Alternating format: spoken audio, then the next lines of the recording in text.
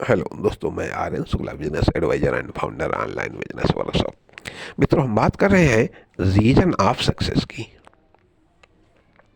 Reason of success की, जिसमें हम मेहनत को लेकर के बातचीत कर रहे हैं कि हमने बातचीत की मेहनत से सक्सेस प्राप्त होती। ठीक है। मेहनत मेहनत कहाँ करनी है, कैसे करनी है, कब करनी है। अब हम बात करें कि मेहनत किस में करनी है। मेहनत किस में करनी है, ये हमको ये नहीं पता होगा। मेहनत करनी किस में है। अब यहाँ पर ये भी आता है कि जैसे कि मान लिया फेलियर का एक कारण ये भी होता है कि हमको मेहनत करनी तो आती है, लेकिन हमको यही नहीं पता है कि मेहनत करनी किस में है।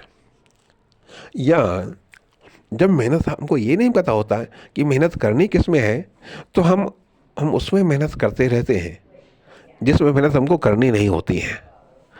मेहनत करनी नहीं होती है, इसलिए इम्पोर्टेंट पहलू यह है कि मेहनत हमको करनी किस में है, ये जानना आवश्यक है।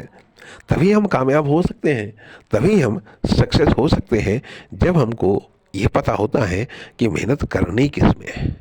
मेहनत करनी किस में है, पहले हम ये जानें कि मेहनत करनी किस में है। किस में, इस बात को भली भांति जान लें, तब मेहनत को हम स्टार्ट करें, तो हम उस फील्ड में कामयाब होंगे।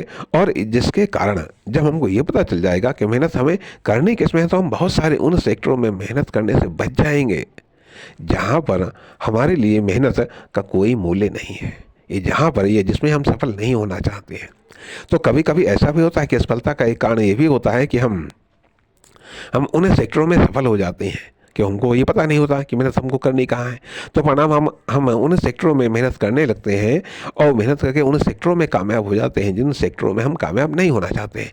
तो परिणाम वहाँ की जो सक्सेस है हमारी चाहिए हुई सक्सेस को फेलियर में बदल देती है।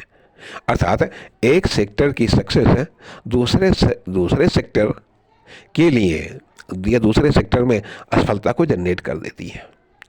इसलिए सबसे पहले जानना जरूरी है कि मेहनत करनी किस में है। नमस्कार, धन्यवाद।